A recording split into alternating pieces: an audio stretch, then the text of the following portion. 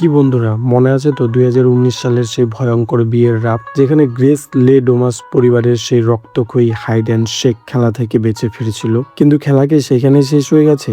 না, 2026 সালের মুক্তি পাওয়া এর দ্বিতীয় part ready or not to here I come আমাদের দেখাচ্ছে যে গ্রেসের লড়াই কেবল শুরু। আজকের ভিডিওতে আমরা সেই মুভিটির প্রতিটি টুইস্ট, টার্ন এবং সেই ভয়ানক ক্লাইম্যাক্সকে নিয়ে বিস্তারিত আলোচনা করব। যারা এখনো পর্যন্ত এই মুভিটি দেখেননি, সাবধান, এই ভিডিওতে ভরপুর স্পয়লার রয়েছে। মুভিটি শুরু হয় ঠিক প্রথম মুভির শেষের পর থেকেই। গ্রেস এখন হাসপাতালে। পুলিশ ভাবছে সে হয়তো মানসিক ভারসাম্য হারিয়ে ফেলেছে, কারণ তার বয়ান অনুযায়ী মানুষ নিজে নিজে বিস্ফোরিত হয়ে মারা গেছে। কিন্তু গ্রেসই জানে সত্যটা আসলে কি। হাসপাতালের বেডে থাকা অবস্থায় তার কাছে আসে তার অনেক বছর আগে হারিয়ে যাওয়া বোন ফেই। তার বোনের সাথে কথা বলে গ্রেস জানতে পারে যে লে ডোমাস পরিবার শুধু একা ছিল না, মিস্টার লে বিয়ালের সাথে করা সেই শয়তানি চুক্তিতে আরো 6টি শক্তিশালী পরিবার যুক্ত ছিল। গ্রেসের জয় এই চুক্তিকে ঝুঁকির মুখে ফেলে দিয়েছে। দুই বোন গল্প করতে করতে হাসপাতালে এক ব্যক্তি গ্রেসের উপর আক্রমণ করে।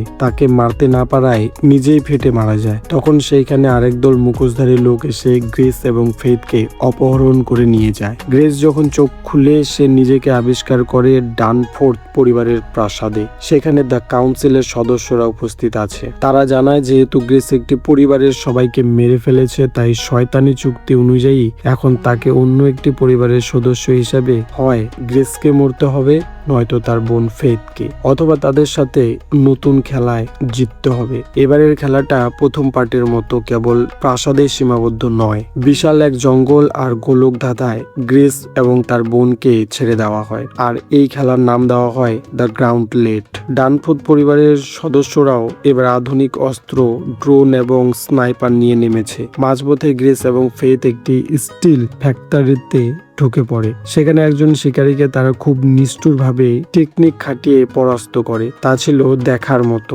বাকি শিকারীরা সেই দৃশ্য সিসিটিভি ক্যামেরায় দেখে আর মজা নেয়। গ্রেস এখন আর আগের সেই ভীতু মেয়েটি নেই, সে এখন একজন সার্ভাইভার। তখন তারা পুলিশকে ফোন করার চেষ্টা করে, কিন্তু সেই চেষ্টাও তাদের বৃথা যায়, কারণ সবকিছু তাদের আন্ডারেই। দেখতে দেখতে আবারও একজন মহিলা শিকারীর কবলে পড়ে তারা। সেখানে উপস্থিত হয় আবার সেই স্নাইপারও। গ্রেস বুদ্ধি করে সেই স্নাইপারকে মেরে ফেলে, আর ওই মহিলাটিও বিস্ফোরিত হয়ে মারা যায়। এর ফলে এই স্নাইপারের ছেলেটাও বিস্ফোরিত হয়ে মারা যায়। গ্রেস এবার ফেথকে বলে এই খেলায় জিততে হলে তাদের মারতেই হবে। এই নিয়ে দুজনের মধ্যে একটু ঝগড়াও হয়, কারণ ফেথও ছিল এই লে ডোমাস পরিবারের মোহরা মাত্র। তখন গ্রেস একাই বেরিয়ে পড়ে তাদের মারতে। আবার শিকারীদের সাথে গ্রেসের লড়াইও হয়। এবার গ্রেস একটু ভয়ঙ্কর ভাবে আহত হয়। ফেথ তাকে নিয়ে অন্য একটি ঘরে আসে, কিন্তু তবুও রক্ষে নেই। সেখানেও চলে আসে আলাদা পরিবারের এক মেয়ে শিকারী, আর অন্যদিকে ফেথকে ধরে ফেলে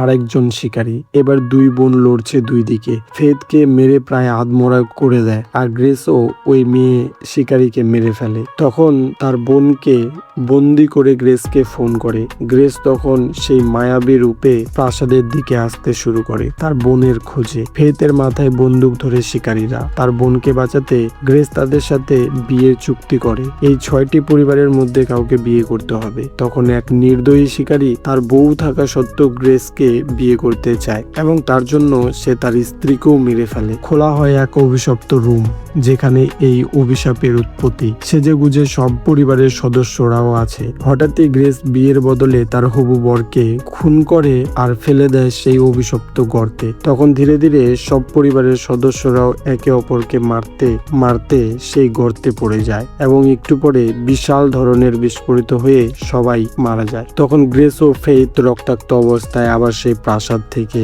বাইরে বেরিয়ে চলে আসে। আর এই সিনেমার গল্প এখানেই শেষ হয়। তো বন্ধুরা, কি মনে হয় আবারও কি আর এক নতুন ধরনের খেলা দেখবো আমরা? ভিডিওটা যদি ভালো লেগে থাকে তাহলে চ্যানেলকে সাবস্ক্রাইব করে পাশে থাকবেন। দেখা হচ্ছে অন্য কোনো সিনেমার গল্পে। ততক্ষণে ভালো থাকবেন সবাই। ধন্যবাদ।